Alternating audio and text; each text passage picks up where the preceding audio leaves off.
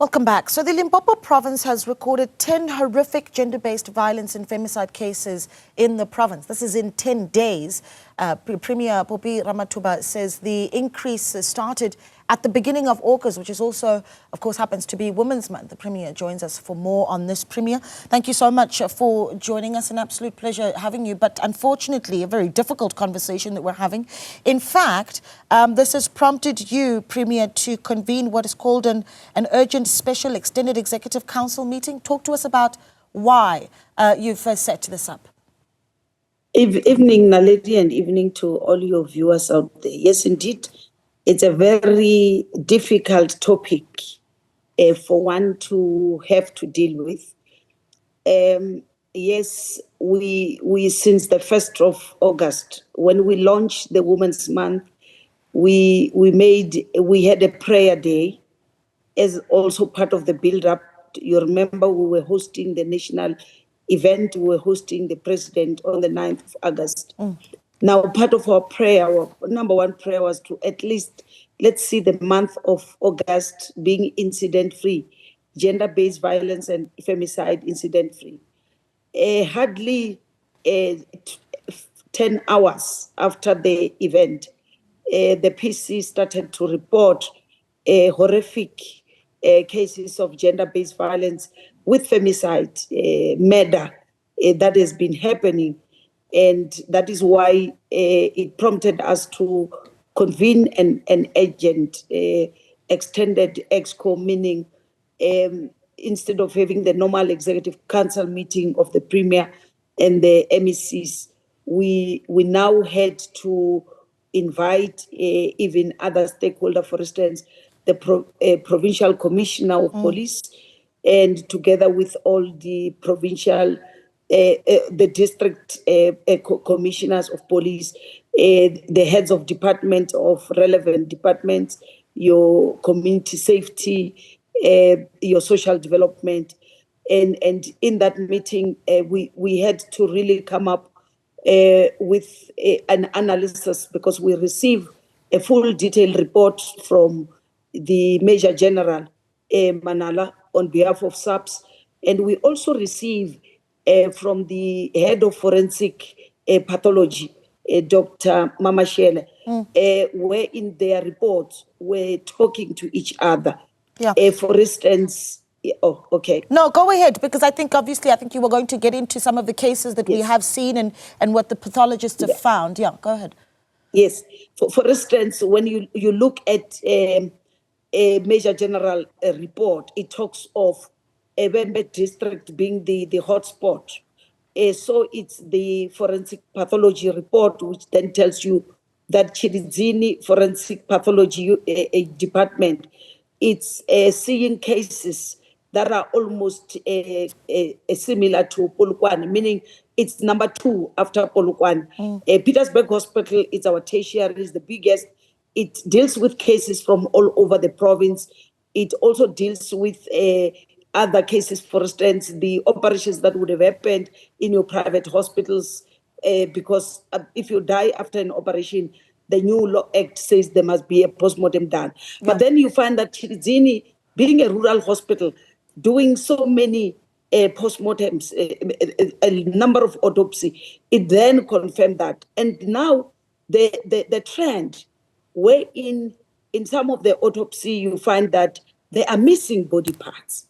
Now that raised an alarm for us to say it's no longer the gender-based violence and femicide that we see. There is also the issue of ritual killings, wherein body parts are being sold. The police confirmed that they have arrested one of the traditional healers because they were found in possession some of the human body remains, the human skull, which we could link to the one of the missing mother and a child, and the suspect being the father of the child and the husband of this woman. So we are now starting to see a trend where men are being incentivized to sell the body parts of their wives and their children, and now they are now slaughtering them, which is a very, very sad and depressing situation that we find ourselves in. So that is why you could see we had to call them. But also, you know, what really devastated me was that after just listening to the message by the president, a message of hope, giving courage to women, or encouraging men to love their women, we thought really we are getting somewhere. Before I even leave Zanini municipality where the event was, I then received another call from the provincial commissioner that one of us, one of the policemen, took a gun and shot his wife, a broad daylight in a mall, Nkuna Kroll Mall, in front of everybody, traumatizing everybody. And the mob justice, unfortunately, the community could not hold themselves. They apprehend him, unfortunately burned him to death. As if it was not enough. And I've not cried enough. When I get home, another call came in. We have another young, beautiful teacher with in the prime of her life, coming back from taking the learners from a school trip. When she arrives home from around Malamulele, the spouse again, the boyfriend, banned her, murdered her, killed her. You know, these are the things, and this death that we looked at from the 1st to the 10th. You can see that when we say it's more than 10, we're referring to one district. In other districts, you will have one death being reported, and another you can have one or two in other districts. But in the first 10 days, I can tell you, Wembe has been having a death of more than one, in some instances, on a daily basis. So that is why we had to convene this urgent extended expo so that we can find a way on how to deal with this. We have to do things differently now. Yeah, I mean, these are horrific cases that you are explaining to us here, Premier. Is there something that you think makes the Vhembe district particularly sensitive to these issues? I don't know if it, if that is something that can be looked at, right? What work needs to be done in Vhembe, particularly in that district, and why it stands out so much? There's quite a lot that we really need to look into. And because also we are now working with our two universities so that we can commission quite a number of studies that needs to be done there to really get to the bottom of it. Like I've already indicated, you are now beginning to see the ritual killings re-emerging. These are things that used to happen in the past, but not at a scale which is focusing on women and children. But right now, we are a bit, we're very much worried that everything is targeted on women and children. But equally, we also saying that a number of cultural beliefs in that particular area, which we need to look into how we are raising our boy children, which I continuously share with women to say, as mothers, when we are staying in abusive relationship, in a violent environment, we are raising our children to know that that is a norm.